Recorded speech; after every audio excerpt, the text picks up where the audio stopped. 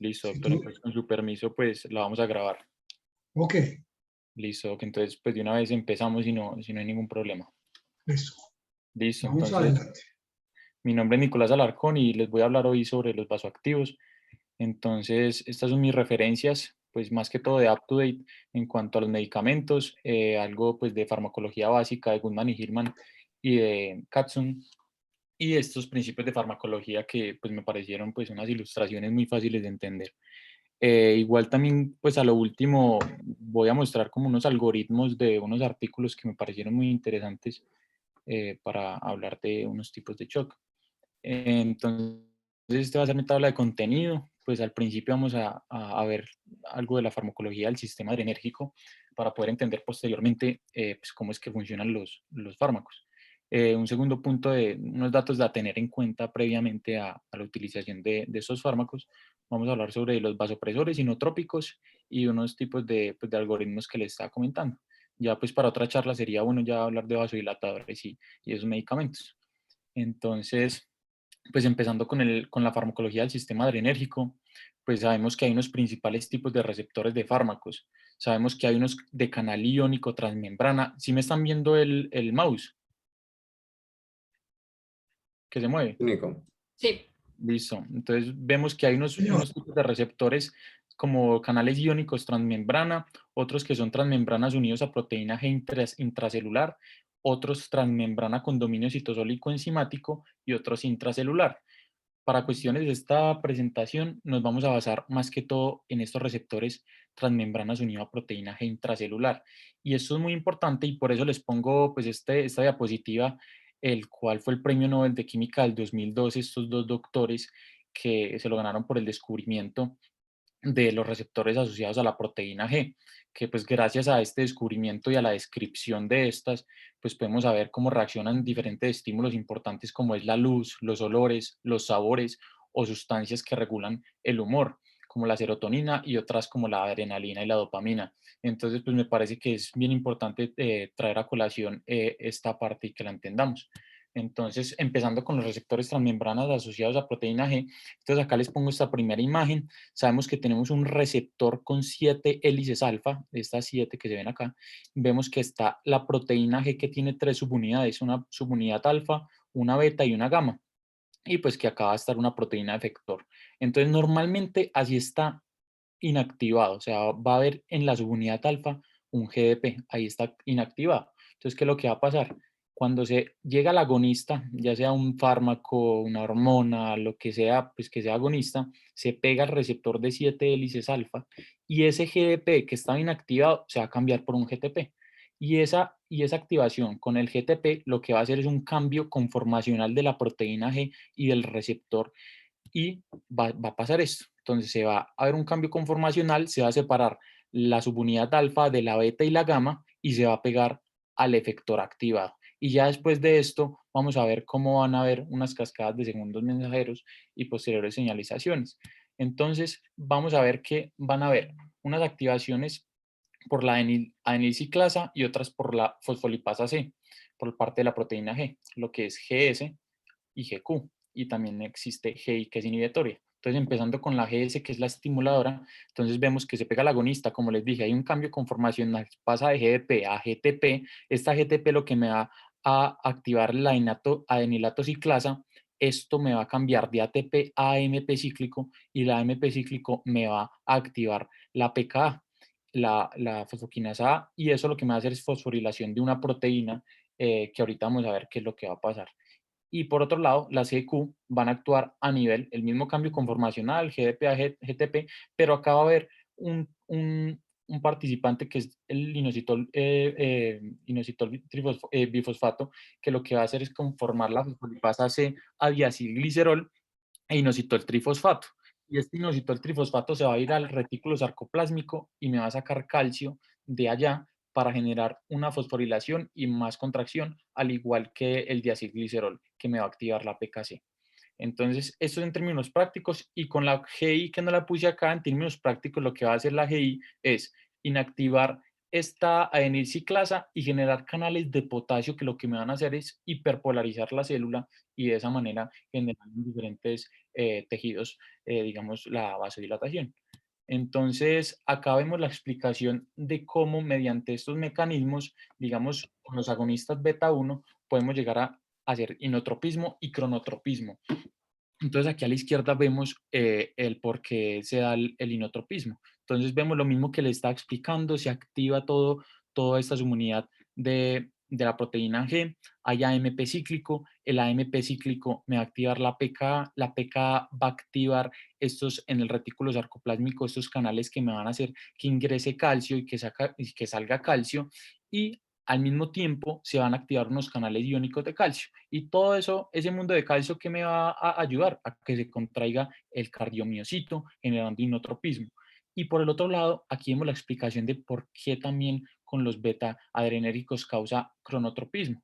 Porque acá también con la adenilciclasa, el AMP cíclico va, activa la PKA y la PKA lo que me va a hacer es activar canales de sodio y de potasio. Entonces, si activan los canales de sodio, pues ya la despolarización en la curva que vemos acá del nódulo sinusal y atrioventricular, o sea, células de respuesta lenta. Y si esta pecada llega a activar pues, los canales de potasio, pues me la va a hiperpolarizar como la fase 3 acá, generando disminución del cronotropismo. Listo. Entonces, siguiente, también hay que entender este concepto de cómo se da la contracción de la musculatura lisa vascular, cómo puede haber contracción mediante los GQ. Entonces, como les había contado, se genera inositol trifosfato, este va al retículo sarcoplásmico, me saca calcio, este calcio hace un complejo con calcio calmomodulina y esta calmomodulina con el calcio lo que me va a hacer es activar esta quinasa de la cadena ligera de la miosina y hacer contracción. Y por otro lado, con los canales iónicos también puede entrar calcio, hace el complejo calmomodulina-calcio, me ayuda a fosforilar esa cadena ligera de la miosina generando contracción. Entonces ahí ya vimos los mecanismos de cómo se da la contracción, el ionotropismo y todo eso. Entonces acá vamos a ver que van a haber unas principales proteínas y receptores, como las que ya hablamos, GS, GI y GQ más que todo. Entonces vemos que los GS, como ya les conté, van a activar los canales de calcio y el adenilato ciclasa. Los GI me van a inhibir la adenililato ciclasa y me van a activar canales de potasio para hiperpolarizar. Y los GQ me van a activar la fosfolipasa C.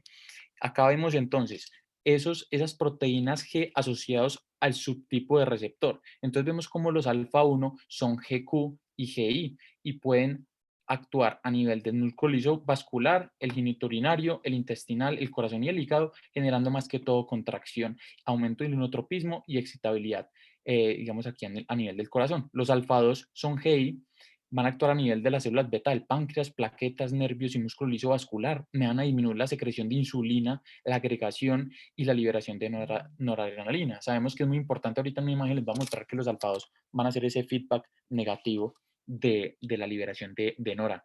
Y los beta 1 van a ser GS, prácticamente todos los beta van a ser GS, o sea, estimuladores, y van a actuar los beta 1 a nivel del corazón y células yuxtaclomerulares renales. Me van a aumentar, como ya sabemos, el cronotropismo y el onotropismo, la velocidad de conducción del nódulo AB y la secreción de renina. Los beta 2 sabemos que me van a relajar ese músculo liso y por eso son tan importantes a nivel bronquial. También van a actuar a nivel del hígado y músculo esquelético. Y los beta 3 se han descrito que actúan a nivel del tejido adiposo haciendo lipólisis. También hay que entender que hay unos receptores de dopamina, los que son D1 y D5, los de los extremos son estimuladores y los de la mitad, D2, D3 y D4 van a ser inhibitorios. Entonces, en términos prácticos, los estimuladores me van a activar la anilatociclasa, de ATP me van a generar mucho AMP cíclico, mientras que los inhibidores pues, me van a disminuir el AMP cíclico. Listo. También van a haber unos mecanismos de regulación del receptor. Entonces, ¿cuáles son esos mecanismos que se pueden ver en la práctica clínica? La taquifilaxia, o sea, es la administración repetida de la misma dosis de un fármaco que hace que su efecto disminuya con el tiempo. También pueden haber efectos de desensibilización, que es la menor capacidad de responder a la estimulación por parte de un fármaco, la inactivación por pérdida de capacidad de un receptor de responder a la estimulación por parte de un fármaco, que estén refractarios o que haya una regulación por disminución, que es cuando hay una interacción fármaco-receptor repetida, que es lo que, digamos, puede pasar en la UCI, que se dé mucho fármaco en repetidas ocasiones, y esa administración persistente puede provocar la retirada del receptor en los sitios que podría darse las interacciones. Entonces, esos son los mecanismos de regulación. Entonces, ya datos a tener en cuenta. El uso de vasoactivos va a estar guiado por tres conceptos fundamentales. El primero, un fármaco y muchos receptores. Entonces, sabemos que un fármaco administrado tiene múltiples efectos debido a las acciones sobre más de un receptor. El ejemplo de esto es la dobutamina. Va a aumentar el gasto cardíaco mediante la activación de los beta 1, pero también al mismo tiempo va a tener una acción sobre los beta 2. Entonces también va a inducir vasodilatación y puede causar hipotensión. Entonces eso a tenerlo en cuenta, un fármaco tiene muchos receptores. El segundo es curva dosis respuesta. Entonces el subtipo de receptor adrenérgico primario activado por el fármaco depende de la dosis. El mejor ejemplo de esto, ¿qué es? Pues la dopamina, como vamos a ver ahorita. La dopamina estimula los receptores adrenérgicos beta 1 a dosis de 2 a 10 microgramos kilo por minuto, mientras que va a activar los alfa cuando las dosis superan los 10 microgramos kilo minuto. Entonces, a ver que a diferentes dosis va a activar diferentes receptores. Y el tercero es que las acciones directas, van a haber acciones directas versus acciones reflejas. Entonces, un medicamento pues, puede subir la presión arterial, pero también puede hacer acciones reflejas que desencadenen otra respuesta farmacológica. Y el ejemplo de eso es que se puede estimular con los beta 1, como es la nora, y pues normalmente podría causar taquicardia, pero sin embargo, como hay una presión arterial media tan elevada por la vasoconstricción inducida, pues el alfa-adrenérgico de la nora va a dar como un resultado reflejo frecuencia cardíaca disminuida. Eh, Saber que la reanimación con volumen tiene que ser previamente al uso de vasoactivos. El ejemplo de eso es que la mayoría... Sí, Perdóname, Juan, que es que has dicho algo muy, muy, muy importante. Nicolás, Doc, qué pena, Perdón, Nico, perdóname. Eh, tranquilo. Muy importante es, si tú utilizas un medicamento, estás generando muchos efectos y los efectos pueden ser buenos y pueden ser malos. Y el mismo, me voy a montar en el mismo ejemplo que tú pusiste, la dobutamina, que aumenta la contracción. Siempre he tenido mis dudas.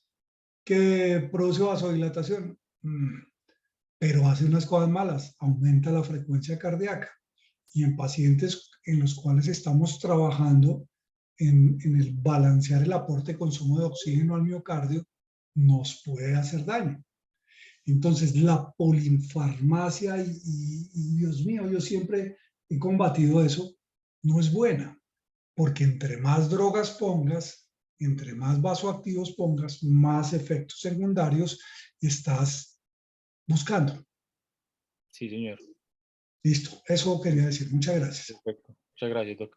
Listo. Entonces seguimos con este otro punto a tener en cuenta, que es la reanimación con volumen, que es muy importante y es crucial antes de iniciar los vasopresores. La mayoría de pacientes con shock séptico van a requerir al menos 2 litros de líquido intravenoso para que los vasopresores tengan la máxima eficacia, o sea, que tengan como un sustrato con que trabajar, porque si no tienen volumen, pues claramente pues no van a ayudar. La selección y titulación, pues es fundamental saber elegir un medicamento dependiendo de la etiología subyacente del shock. O sea, no es lo mismo uno dar un medicamento en el shock séptico, al shock anafiláctico o al hipovolémico. Entonces acá digamos la dobutamina en casos de insuficiencia cardíaca sin hipotensión significativa o la epinefrina para el shock anafiláctico. Y la dosis debe aumentarse para lograr una presión arterial efectiva con una perfusión de órganos diana según lo dicen los criterios, ya sean diuresis o la actividad mental del paciente. Y también tener en cuenta, eso es muy importante, la vía de administración, porque sabemos que pues es preferible y se recomienda que sean administrados por un catéter venoso central adecuadamente. De esta manera, pues podemos entregar el medicamento de una forma mucho más rápida al corazón y pues la distribución sistémica, y se elimina el riesgo de extravasación periférica. Entonces, también pues lo que ya les había hablado de la taquifilaxia, tenerla en cuenta como mecanismos de regulación, que las dosis deben titularse constantemente y ajustarse hacia fenómeno, porque pues normalmente, digamos, en UCI o eso se van a tener persistentemente esos medicamentos. Y van a haber unos efectos hemodinámicos que hay que tener en cuenta, como sabemos que la presión arterial media va a estar influenciada por la resistencia vascular sistémica y el gasto cardíaco. Entonces hay algunos autores en donde encontré en Aptway que ellos recomendaban mantener una resistencia vascular sistémica aproximadamente entre 700 y 1000 dinas por segundo, y de esta manera se evita una poscarga excesiva y se minimizan complicaciones de vasoconstricción profunda. Y la administración subcutánea de medicamentos. Sabemos que la mayoría de pacientes son muy comórbidos, tienen muchas otras enfermedades que van a tener más medicamentos inyectados por vía subcutánea, como es la heparina o la insulina. Y entonces esto hace que la biodisponibilidad de estos medicamentos pueda llegar a reducirse durante el tratamiento con los vasopresores, ya que estos generan vasoconstricción cutánea, entonces tener esto en cuenta también. Y la reevaluación frecuente, como lo que he dicho muchas veces, o sea, uno en estos pacientes críticos tiene que mirar que requieran un cambio del tratamiento con los vasopresores iniotrópicos, saber que el medicamento no se tiene que aumentar simplemente porque la hipotensión está persistente y porque solo veo la tensión bajita, entonces le aumento eso. No, hay que mirar la etiología del paciente, la situación clínica, cómo está el paciente y hacer un contexto clínico para no simplemente poner un medicamento porque vi la tensión arterial bajita. Listo. Entonces ahora ya voy a empezar a hablar de los No, medicamentos. Nico, párala. Sí, señor. Súper importante lo que has dicho. Súper importante. Y por eso yo soy tan cansón con esa revisión de fisiología. Y lo que tú dices del volumen y obviamente lo primero que hay que corregir es la hipovolemia, pero para saber cuánto es la hipovolemia tenemos que poderlo medir. ¿Y cómo lo podemos medir? Volumen de fin de diástole del ventrículo izquierdo. Pero resulta que medir el volumen de fin de diástole del ventrículo izquierdo es muy difícil. Si tuviéramos posibilidad de hacer eco continuo, lo podíamos saber. Pero como no lo podemos hacer, tenemos que inferir que el volumen de fin de diástole tiene una relación directa con la presión intraventricular. Pero como la presión intraventricular es difícil de medir, entonces con la presión auricular, con la presión, hablaba de la diastólica del ventrículo, ahora de la presión auricular izquierda. Pero meta un catéter en la aurícula izquierda, no lo puedes hacer. Sí, Tendría que señor. estar abierto el pecho del paciente y el corazón disponible y el cirujano metiendo el catéter. Entonces tenemos el catéter de Swan-Ganz, lo que yo les repito y les reinsisto, que al inflar el baloncito nos mide retrógradamente la presión de aurícula izquierda. Y al tener la presión de aurícula izquierda podemos saber que el paciente está hipervolémico, hipovolémico o normovolémico. Y es diferente para un corazón hipertrófico, con cavidad pequeña, para un corazón dilatado o para un corazón normal. Y eso se aplica muchísimo a lo que has dicho. Sí, señor. Total. Póngale volumen a la loca, es peligroso. Yo me muero de la risa cuando uno llega y entrega a un paciente a la UCI operado de lo que sea. Y ellos dicen, pongámosle un bolito de 500. Casi ni lo escuchan a uno. ¿Y en qué se basan para poner un bolito de 500? Ese es un bolito decente, pero en algún sitio que he trabajado le ponían un bolito de 4 litros. Hijo de madre. Exactamente, exactamente. Sí, sin saber qué había pasado en la cirugía, qué dificultades había habido y con qué droga tenía, ¿no? Resulta que el intensivista era un dictador, así como Maduro o como Petro, y le mandaba a ponerlo, eso, dejaba una hojita. Claro, todos los pacientes se terminaban perdiendo. Entonces, si tú tienes claro los conceptos fisiológicos, vas a manejar muy bien los agentes vasoactivos. Sí. Listo, doctor, muchas gracias. Listo, entonces empezando con los vasopresores, entonces aquí lo que les comentaba, pues a hablar algo de la síntesis de las catecolaminas. Entonces vemos que todo inicia con el ingreso de la tirosina se va a hidroxilar y se va a convertir en L-dopa, la L-dopa después se va a descarboxilar a formarse como dopamina, después la dopamina entra por estos canales vesiculares pues a la vesícula y se va a convertir de dopamina a noradrenalina y posteriormente pues esta se va a difundir vesicularmente pues, a los receptores. Y vemos aquí lo que les comentaba el alfa-2 que va a ser muy responsable en ese feedback negativo de la noradrenalina. Eso como información. Entonces empezamos con la norepinefrina. Sabemos, como ya les dije, que actúa sobre receptores alfa-1 y beta-1 adrenérgicos, produciendo vasoconstricción y le da aumento del gasto cardíaco. Va a ocurrir una bradicardia refleja en respuesta a este aumento de la presión arterial media, de modo que el efecto cronotrópico leve se cancela y la frecuencia cardíaca va a permanecer sin cambios. El vasopresor va a ser el vasopresor preferido en el tratamiento de shock séptico, como vamos a ver ahorita. El metabolismo se da por el catecol o metiltransferasa o COMT. va a ser hepático, renal y adrenal. La eliminación va a ser renal y van a haber unos efectos adversos como es la hipertensión grave, puede ser proarritmogénico, también va a aumentar el consumo de oxígeno del miocardio y puede llegar a haber necrosis del tejido pues cuando se da inyección y ve por extravasación. Entonces acá vemos lo que nos muestra UpToDate en cuanto a, bueno, la marca comercial, la dosis inicial que ellos recomiendan, que se puede empezar, digamos, en shock cardiogénico, recomiendan iniciar con una dosis de 0.05 microgramos kilo minuto, hacer una dosis de mantenimiento en shock cardiogénico de 0.05 a 0.4 y tener pues las dosis máximas y ellos recomiendan que pues, sea el vasopresor inicial en shock séptico, en el cardiogénico, en el hipovolémico, ahorita vamos a ver más de eso, pues se pueden utilizar varias dosis del medicamento y debe ser diluida en esto. Eso ya es pues preferencia de cada anestesiólogo. Vemos acá, digamos, la actividad de los receptores, entonces vemos cómo hay una actividad muy marcada a nivel alfa 1, que es lo que me va a aumentar también de una manera significativa la resistencia vascular sistémica. Vimos que también va a aumentar moderadamente los beta 1 y pues va a tener un efecto casi que pues normal o un poquito del gasto cardíaco. Entonces eso en cuanto a la noradrenalina. Siguiendo con la epinefrina, vemos que tiene una potente actividad del receptor beta 1 y efectos moderados del receptor beta 2 y alfa 1.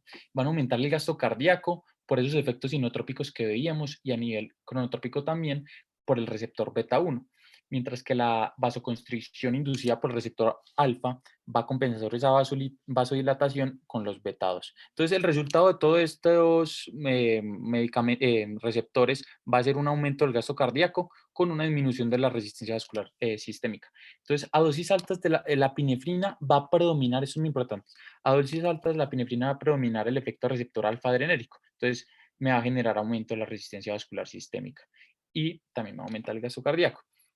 Se va a utilizar con mayor frecuencia en el tratamiento de anafilaxia, como agente también de segunda línea después de la nora en shock séptico y también se utiliza para el manejo de la hipotensión después de un bypass coronario.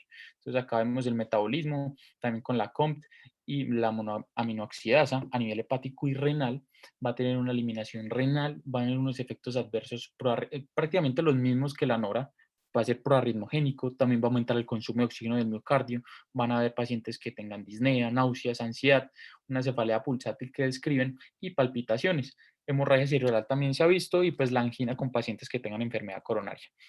Acá vemos las dosis que nos recomienda también UpToDate en cuanto a iniciar de 0.01 a 0.2 microgramos kilo minuto con una dosis de mantenimiento de 0.01 a 0.5 microgramos kilo minuto. Ellos dicen que debe ser el vasopresor inicial, la epinefrina, en el shock anafiláctico.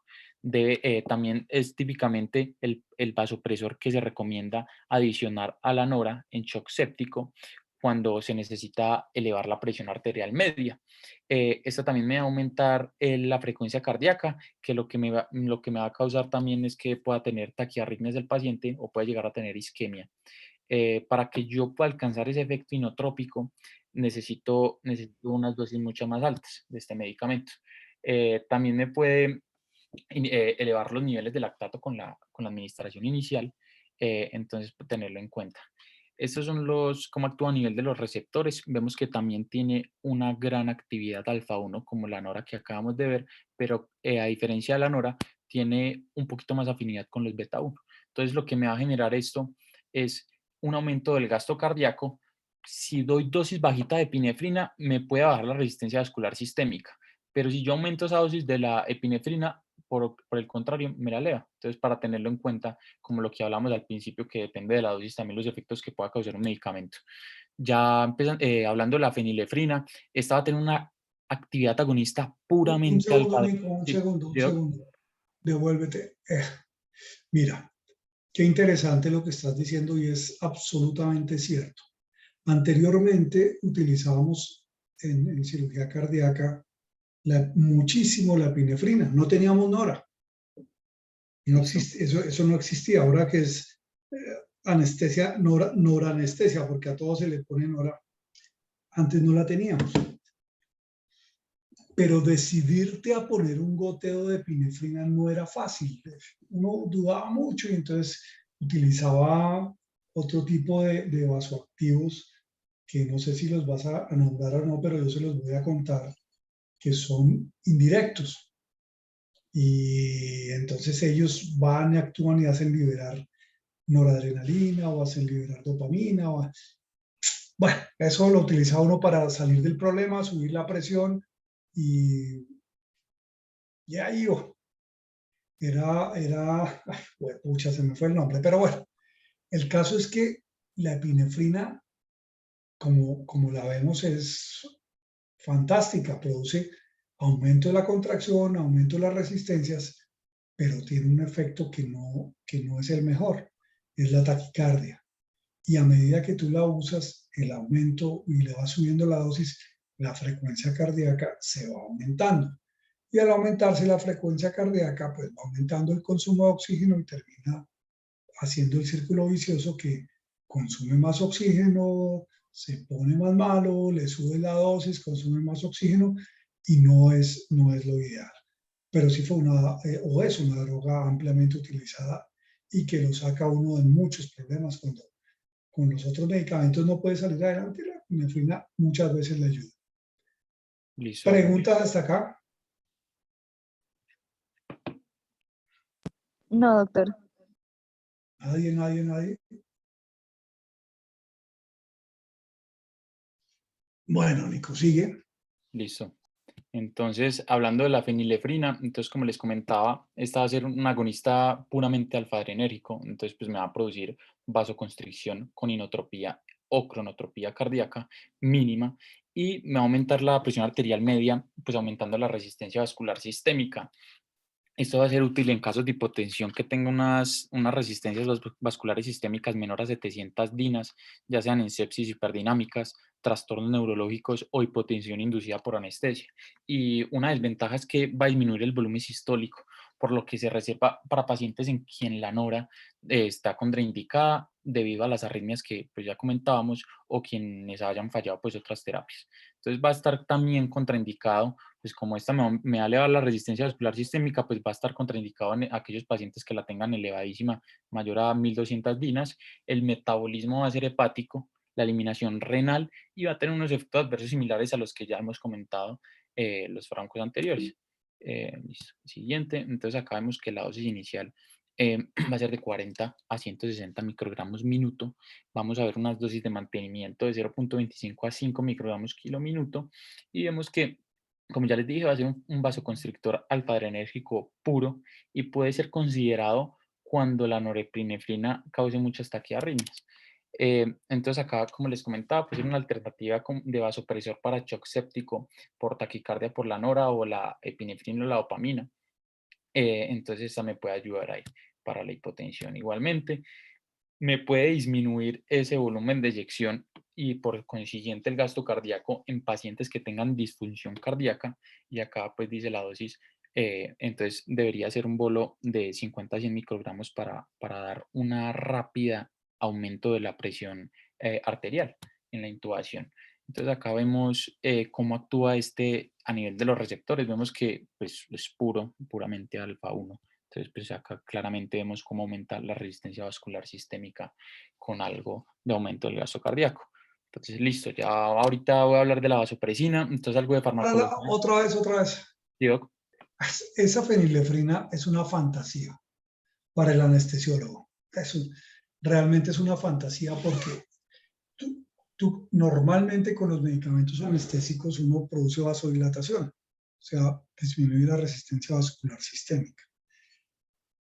La nefelinefrina, inclusive sin ponerla, es muy raro que uno la use en infusión y ahora les cuento los casos en que lo usa, pero para la hipotensión, durante la inducción, durante el transoperatorio, un bolo de 40, 80 microgramos es fantástica porque no aumenta nada la frecuencia cardíaca, porque es puro alfa 1. Inclusive puede más bien bajar la frecuencia cardíaca como pasa a veces con la noradrenalina. Realmente no la utilizamos o no la utilizamos. Yo no sé si ahora ya quedó en el post por la dificultad de hacer el MIPRES y porque se volvió que en los hospitales le pusieron dificultad. Pero en sitios donde los servicios ¿cómo se dice?, farmacología, de laboratorio y todo eso son buenos. Existe la felinefrina, existen jeringas, la podemos usar para bolos y para infusiones. Realmente es excelente. Y si ustedes se acuerdan de lo que siempre les insisto, de la revisión de monitoreo, en el ventrículo que tiene una distensibilidad disminuida, verbigracia, estenosis aórtica, hipertrofia septal asimétrica o algo parecido, es ideal porque aumenta la resistencia vascular sistémica, mejora el flujo sanguíneo coronario y nos evita la isquemia durante periodos de hipovolemia o de vasodilatación. Realmente, la otra que me faltó contarles es la tetralogía de Fallot. Cuando el Fallot hace crisis hipóxicas, necesitamos aumentar las resistencias vasculares sistémicas para que el cortocircuito se vaya no de derecha a izquierda, sino de izquierda a derecha. Y logramos vencer eso y el paciente se logra oxigenar. Entonces, realmente es una droga fantástica, barata, pero que por las perezas de todos nosotros no la utilizamos. Listo, perfecto, doctor, muchas gracias. Ah, Listo. Entonces, hablando de la vasopresina, entonces algo de los mecanismos de acción va a tener prácticamente dos mecanismos de acción a nivel de los receptores B1 y B2, como podemos ver acá. Los B1 son principalmente GQ y los B2 son GS. Entonces, como ya vimos cómo funciona cada uno, entonces vemos que los GQ, pues mediante la fosfolipasa C, me va a generar diacilglicerol inositol trifosfato. Este IP3 va a ir al retículo sarcoplásmico, me va a sacar calcio. Este calcio se va a pegar a ciertas proteínas efectoras que lo que me van a causar es la vasoconstricción, glucogenólisis, agregación plaquetaria y liberación de ACTH. Y por otro lado, el diacilglicerol va a activar también ciertas proteínas y me va a generar crecimiento celular. Y por este otro lado, que son las GS estimulante con los receptores B2, me van a activar por este lado la adenilato ciclasa, me va a generar de ATP más AMP cíclico. Como vimos, el AMP cíclico me aumenta la pKa y esta pKa lo que me va a ayudar es a generar todo este tipo de aguaporinas tipo 2 que lo que me van a ayudar es a reabsorber agua. Entonces, de estos mecanismos podemos ver cómo actúa la vasopresina. Entonces vemos que bueno, lo que encontré en Aptoid es que decían que aún no se ha definido claramente su función precisa en el shock vasodilatador y se utiliza principalmente como un agente de segunda línea en el shock vasodilatador refractario, particularmente en el shock séptico o la anafilaxia que no responde a la epinefrina. El metabolismo va a ser hepático y renal, la eliminación renal, y van a haber unos efectos adversos como la hiponatremia, la vasoconstricción pulmonar, las arritmias, la vasoconstricción periférica y rubor facial y cefalia. Entonces acá vemos las dosis que utilizan iniciales de 0.03 unidades minuto con unas dosis de mantenimiento de 0.01 a 0.04 unidades minuto. Vemos que añadido con la norepinefrina se puede aumentar esa presión arterial media y no está recomendada como un vasopresor de primera línea, ellos lo dicen acá. Puede llegar a disminuir ese volumen de eyección cardíaco y por consiguiente el gasto cardíaco en pacientes que tengan difusión miocárdica, principalmente pacientes con isquemia o enfermedad coronaria. Entonces acá vemos, bueno, la dosis de cómo la deben diluir y no sé por qué no cargo, bueno, ahí tenía otra imagen. Entonces, en cuanto a los inotrópicos, entonces vemos la dopamina, empiezo con la dopamina, que es lo que les hablaba al principio. Tiene una variedad de efectos dependiendo del rango de la dosis administrada. Entonces vemos que de 1 a 2 microgramos kilo minuto va a actuar predominantemente a niveles de los dopa 1 en el lecho renal, mesentérico, cerebral y coronario y me va a causar vasodilatación selectiva. Acá vemos que de 2 a 5 microgramos me va a aumentar la presión arterial y vemos que de 5 a 10 microgramos me va a aumentar el gasto cardíaco, principalmente al aumentar el volumen sistólico. Y cuando la dosis aumenta mucho más de los 10 microgramos kilo minuto, ya va a haber un efecto de vasoconstricción con aumento de resistencia vascular sistémica. Entonces vemos que hay que tener muy en cuenta esas dosis que me van a causar efectos diferentes. El metabolismo va a ser hepático, la eliminación renal y van a haber efectos adversos que va a ser proarritmogénico igualmente, va a aumentar el consumo de oxígeno del miocardio y va a tener supresión de la hormona de la tiroides. Entonces acá vemos, si me carga, acá vemos la dosis inicial de la dopamina de 2 a 5 microgramos kilo minuto con una dosis de mantenimiento de 2 a 20 microgramos. Puede ser una alternativa de la nora en shock séptico en pacientes que tengan bradicardia relativa o que tengan unos riesgos de taquiarritmia muy bajos. Acá podría ser una opción. Y van a haber unos efectos adversos, como les dije, pues taquicardia o arritmias taquicárdicas, particularmente a dosis más de 20 microgramos. Entonces, acá vemos cómo actúa a nivel de los receptores dependiendo de la dosis. Entonces, como les hablaba, una dosis de 0,5 a 2 microgramos kilo minuto, pues va a tener más que todo una acción dopaminérgica que a nivel del gasto cardíaco no va a tener ninguna implicación. Pero cuando yo ya subo de 5 a 10 microgramos kilo minuto, vemos cómo ya empieza a activar los receptores beta 1 a mayor intensidad y los alfa 1, generando un aumento de gasto cardíaco y de resistencia vascular sistémica. Y ya cuando está mucho más elevado, mayor a 10, como les comentaba, más que todo me va a ayudar en esa vasoconstricción a nivel sistémico con los alfa 1. Entonces, eso para tenerlo en cuenta. Ahora hablando de la dobutamina, va a ser un inotrópico que provoca vasodilatación, o en otras palabras, va a ser un inodilatador. Y el efecto del receptor beta 1 va a ser predominantemente que aumente la inotropía y la cronotropía y va a reducir la presión del llenado ventricular izquierdo. Tiene efectos mínimos de los receptores alfa y beta 2 que van a dar resultados como la vasodilatación general, y el efecto neto de este va a ser un aumento del gasto cardíaco con una disminución de la resistencia vascular sistémica. Se va a utilizar con mayor frecuencia, se ve mucho en pacientes con insuficiencia cardíaca grave refractaria al tratamiento médico o en shock cardiogénico, y pues no se debe utilizar de forma rutinaria en sepsis debido al riesgo de hipotensión que veíamos. El metabolismo va a ser hepático por la catecolmetiltransferasa y la eliminación renal. Efectos adversos como los que hemos visto, proarritmogénico, aumenta el consumo de oxígeno al miocardio. Hay pacientes que se les han descrito la eosinofilia y la fiebre. Listo. La dosis inicial va a ser de 5 microgramos kilo minuto, eh, y la de mantenimiento de 2 a 10 microgramos kilo minuto. Entonces acá, como vemos, ellos recomiendan que sea la gente inicial en shock cardiogénico, que tengan un gasto cardíaco disminuido para mantener y que tenga una presión arterial mantenida, o sea, que esté estable. Ese es el ideal paciente para la dobutamina. Se le puede añadir a la noradrenalina para aumentar ese gasto cardíaco en shock séptico en pacientes que tengan disfunción miocárdica. Entonces, en estos pacientes también van a ser bien necesarios y va a incrementar, como les decía, la contractilidad y puede causar hipotensión, por lo que también causa vasodilatación y las taquiarritmias.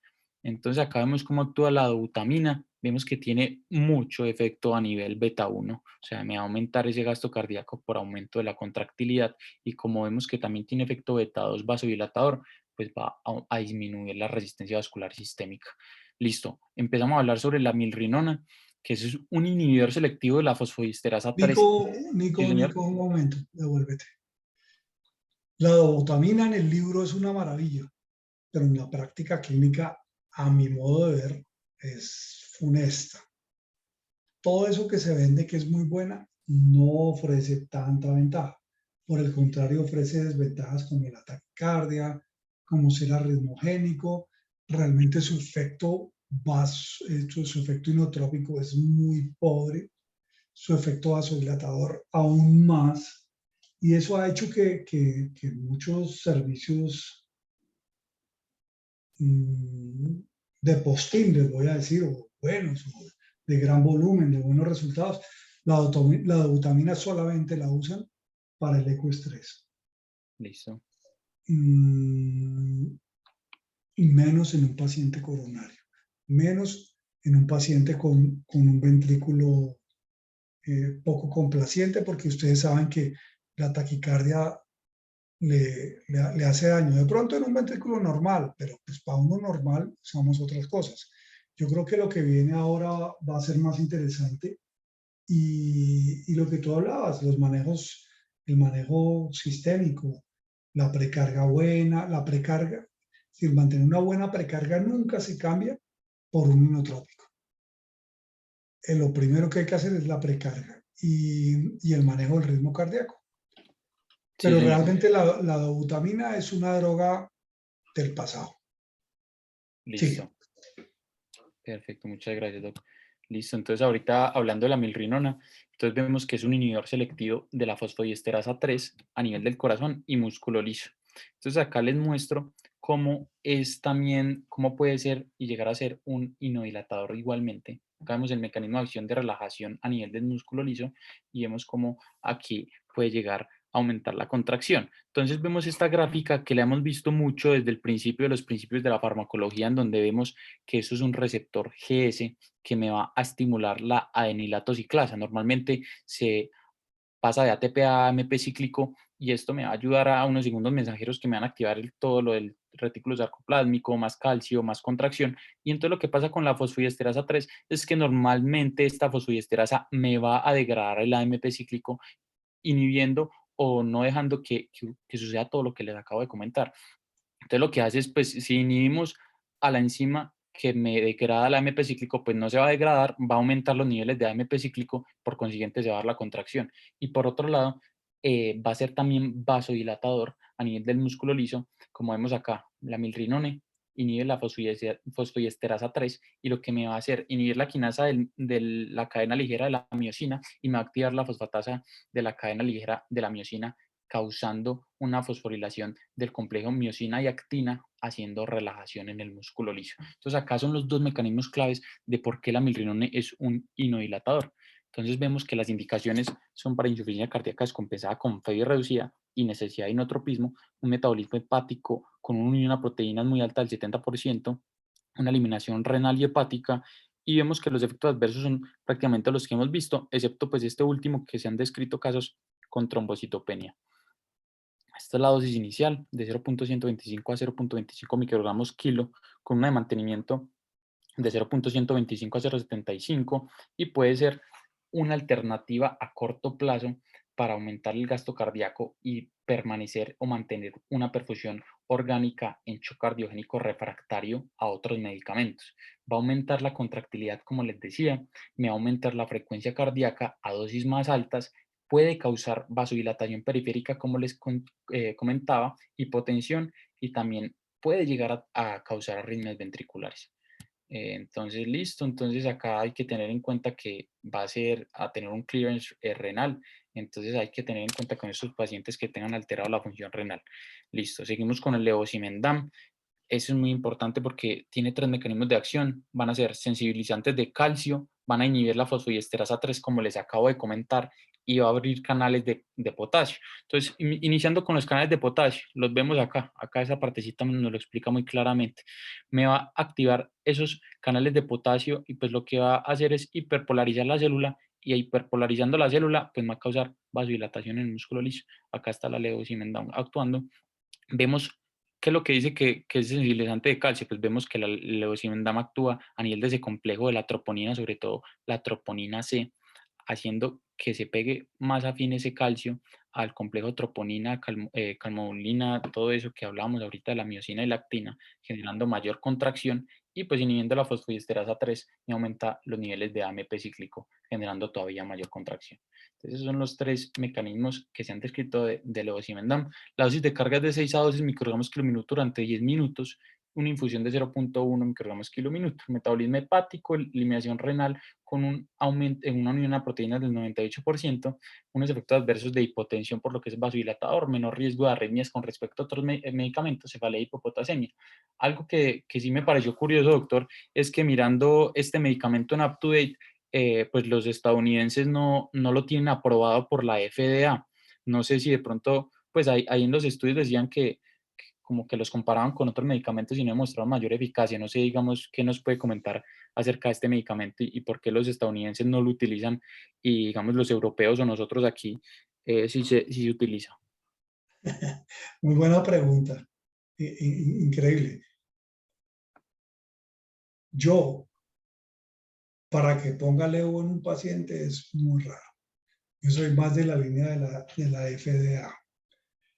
Listo. Sin embargo, no se puede volver uno tan pragmático y tan cerrado. Yo sí he visto clínicamente muchos beneficios del levosimendan, especialmente poniéndolo en la parte quirúrgica, utilizándolo preoperatoriamente, los pacientes que van con una buena impregnación de levo y que tienen una mala función, les es muy útil.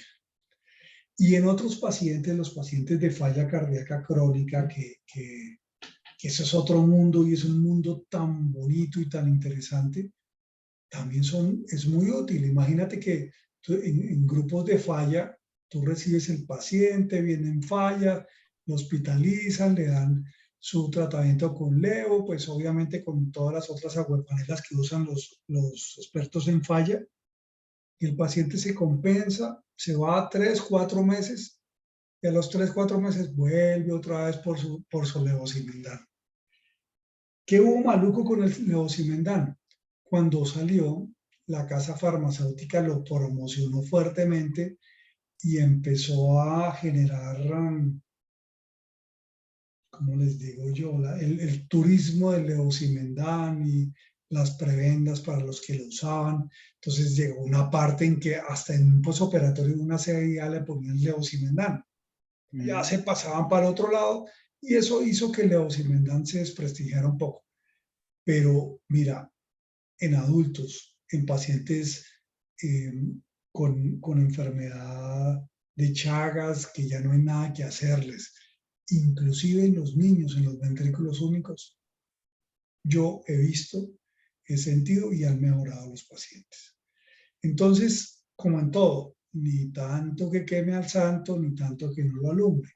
Yo creo que la casa farmacéutica se equivocó porque le hizo un lanzamiento durísimo y no era para tanto. Tiene sus indicaciones. Y tal vez eso fue lo que pasó con la FDA. La FDA no lo ha aprobado, en los gringos no lo usan. Tú vas a, así, los gringos son muy chistosos porque yo recuerdo hace muchos años con un experto, además con el doctor Jerome Levy, estaba yo en la sala con él y un coronario común y corriente y le estaba poniendo epsilolamino caproico y yo digo, oiga, doctor Levy, ¿por qué le pone epsilolamino caproico? Y me contestó, es que hoy estoy de turno, que no quiero que sangre. Todo pasa que se van a los extremos. También pasó con la protinina, un excelente antifibrinolytíco, un excelente medicamento para el sangrado. Entonces los gringos empezaron a ponerle a protinina a todos los pacientes. Entonces se taparon los puentes y la protinina se desprestigió. Es el balance y es el conocimiento y es el que en que lo vas a usar. listo. Pero no siendo yo muy hincha de levosimendan, muchas veces en algunos grupos con cirujanos muy hábiles y muy buenos, me dicen, ¿le vas a poner levosimendan? No, le voy a poner milrinona y con eso nos va bien. Y nos economizamos unos pesitos y nos va bien. Pero también he visto muy buenos resultados. Perfecto, doctor. Muchísimas gracias. Listo. Adelante. Entonces ya para finalizar esta presentación, pues yo encontré pues estos artículos, digamos este para shock cardiogénico, porque pues yo tenía la pregunta de pues más o menos cómo empezar pues como la utilización de estos vasopresores, entonces cogí este artículo de Critical Care cardíaco, entonces ellos muestran este algoritmo de que lo que hemos hablado al principio, o sea, ellos dicen que lo primordial es restaurar la precarga, entonces hacer una reposición de líquidos, pues reanimar a ese paciente con líquidos, después mirar la perfusión, la presión de perfusión, recuperarla para mantener una presión arterial media mayor a 65 milímetros de mercurio. Ellos ponen para shock cardiogénico que se aumente como primera línea la nora. Ya después, segunda línea, tener en cuenta la EPI o la vasopresina. Ya después uno empieza a mirar, bueno, cómo está el tejido, cómo está la perfusión orgánica, empiezo a mirar el relleno capilar, el gasto urinario, la actividad mental o el lactato, y entonces veo, pues si está adecuado, pues mantengo la terapia que tengo en este momento. Pero si está inadecuado, entonces ahí ya empiezo a mirar gasto cardíaco, cómo se está transportando ese oxígeno en el paciente con la saturación y todo eso, y veo, si está inadecuado todo esto que estoy viendo acá, pues empiezo de una dobutamina como primera línea. Por segunda línea, ellos recomiendan la epinefrina y se va titulando dependiendo de la perfusión orgánica del paciente y los biomarcadores que yo tenga para evaluar pues esa variable. Y si está adecuado estos variables que estoy mirando acá, pues ya empiezo a mirar pues la presión arterial media y empiezo a mirar también pues a titular esos medicamentos porque pues me están me están accionando pues adecuadamente. Y esta gráfica me gustó también del mismo artículo en donde empiezan a mirar cómo escalarse con los vasopresores y sus dosis. Entonces vemos que en un shock que es muy temprano, entonces como todo en medicina y pues como debemos mirar siempre es la etiología, mirar qué es lo que está pasando antes de poner el medicamento, mirar los líquidos como habíamos hablado e iniciar la nora como monoterapia. Ellos dicen que empezar la nora 0.2 microgramos kilo minuto a lo que necesite uno y mirar si tiene hipocalcemia, pues le vamos a reponer el calcio. Si tiene acidosis con injuria renal, pues ya miramos a ver si va a necesitar terapia de reemplazo renal o otros medicamentos para esa acidosis. Y ya en un shock severo va a requerir más de 0.2 microgramos kilo minuto, añadir un segundo vasopresor como la norepinefrina. eh, ya si tiene taquicardia o vasoplejía, pues damos vasopresina. Pero si tiene un gasto cardíaco disminuido o una frecuencia cardíaca disminuida, ahí ellos dicen póngale mejor epinefrina. Y también dicen, consideren la angiotensina 2 en infusión si tiene un adecuado gasto cardíaco y en pacientes que tienen un shock severo, shock séptico severo, inicie hidrocortisona a dosis bajas o ácido ascórbico tiamina. Y en pacientes que tienen shock refractario requiriendo más de 0.5 microgramos kilo minuto, recomiendan dar unas dosis más altas de vasopresina y requerir otras terapias de rescate como el azul de metileno o infusión de calcio. Entonces, esto pues me pareció interesante como para mostrarles acá este artículo que es bien reciente sobre el shock cardiogénico. Con el siguiente, pues hablando del shock séptico, pues me requerí, pues me fui a las guías de Surviving Sepsis del 2021, en donde ellos claramente recomiendan la norepinefrina como primer agente con respecto a otros vasopresores. Igual también hay una evidencia alta con la dopamina, pero ya con respecto a la vasopresina, epinefrina y estas que vemos acá, pues ya la recomendación y la evidencia es mucho más baja. Ellos dicen en shock séptico que se debería tener un objetivo de presión arterial media de 65 milímetros de mercurio y pues esa es una evidencia alta. Y finalmente, es otro artículo que nos habla sobre el shock vasodilatador. Entonces es otro algoritmo que ellos proponen que es pues claramente mirar la causa del shock vasodilatador, porque si es a nivel séptico, pues si se puede mirar un foco séptico, si se puede drenar, si es después de un infarto agudo de miocardio o si después de una cirugía cardíaca, pues mirar la etiología, saber bien qué hacer con respecto a esa vaina.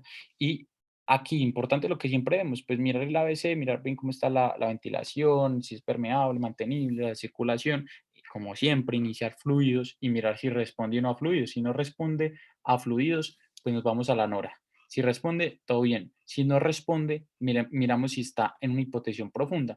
Y si tiene mucha hipotensión marcada, ahí podemos mirar la fenilefrina, como vimos que es una agonista puramente alfa 1, me va a ayudar con esa hipotensión.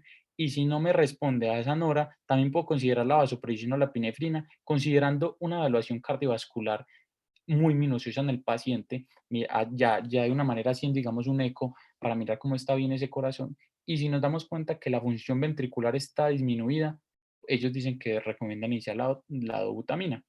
Entonces, pues eso sería pues la charla de hoy. Pues acá esto es lo último que ellos dicen, pues como el take home message, que es como, pues que dicen que la nora es el primer agente que ellos recomiendan para este tipo de shock vasodilatador. Y ya, pues eso sería todo por esta charla. Muchas gracias. Preguntas, muchachos.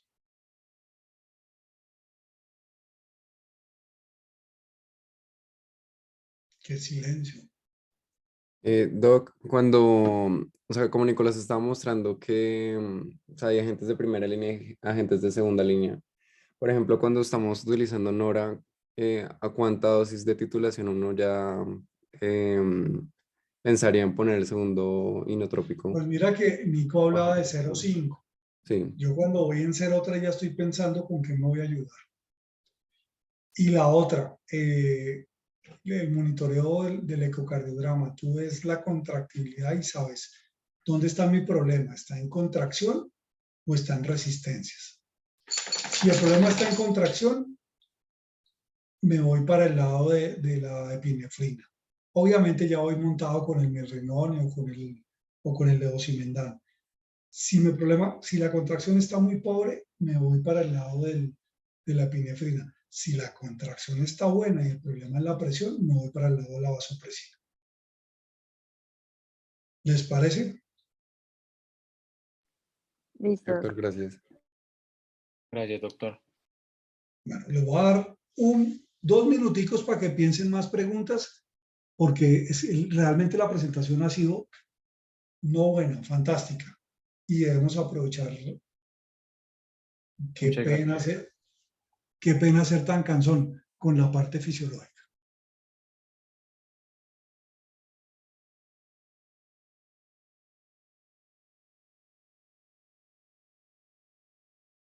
Perdón, lo cerré.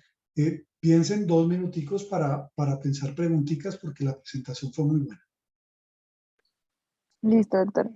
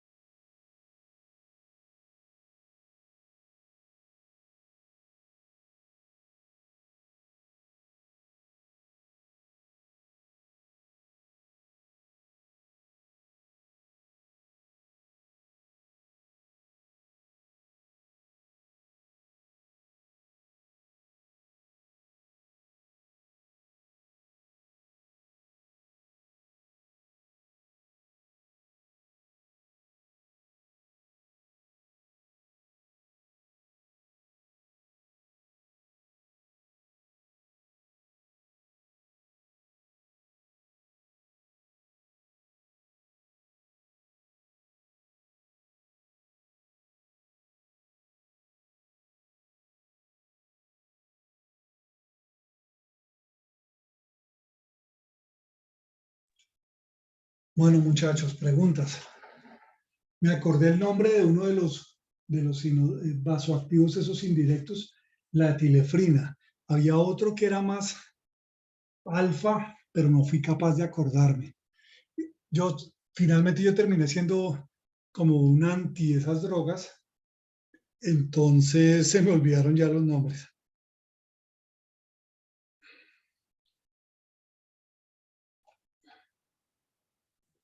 Doc, ¿Qué más, en caso de Nico? los pacientes con vasoplejía, uno cuando piensa ponerles azul de metileno como coadyuvante.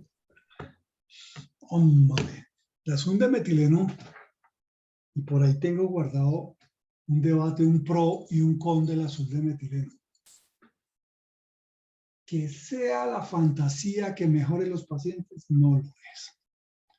No lo es. Hay quienes lo han utilizado y han tenido resultados, hay quienes han publicado trabajos y no les da resultado. En nuestro medio, paciente que recibe azul de metileno, paciente que se muere. No he visto sobrevivir. Entonces, pues es como un último recurso al que uno va cuando no tiene nada más que hacer.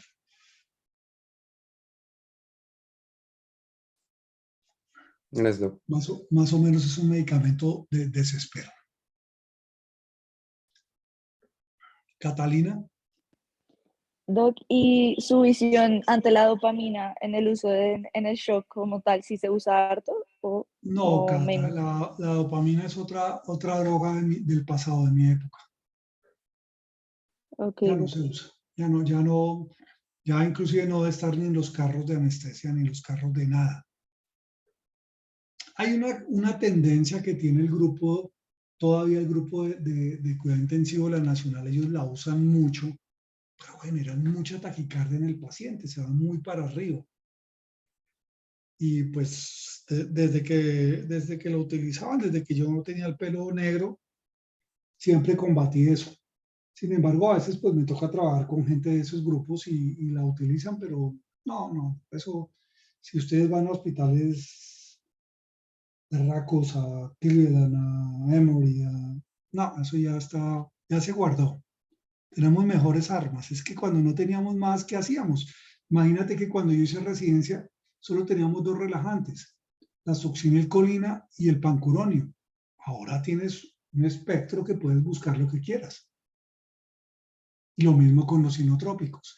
Y una cosa, Nico, que pues no era de tu tema, pero cuando el inotrópico y el vasoactivo falla, pues nos quedan los recursos de la asistencia mecánica, que puede ser balón de contrapulsación, o puede ser ECMO, o puede ser Impela. Pero para ustedes que les quede claro que existen esas cosas y que ayudan a mover la sangre, y eso ya sería como harina de otro costal. Listo, doctor, gracias. Carolina, Doc, o sea que usted piensa que se debería usar más la fenilefrina. sí, muchísimo. Especialmente, ¿sabes dónde? En maternidad, porque produce solamente vasoconstricción, solamente contracción alfa y nada beta, entonces no afecta al bebé.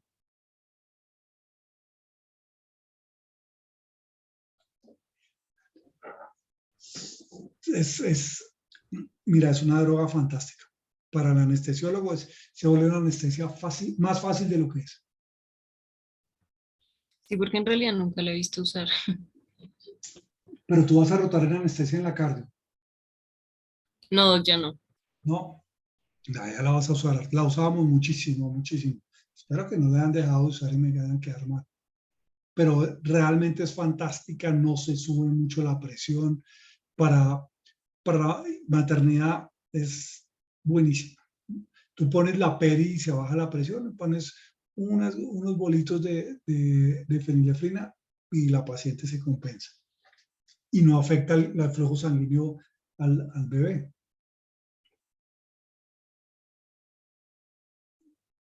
Catalina, No, ya esa era la duda que tenía. ok.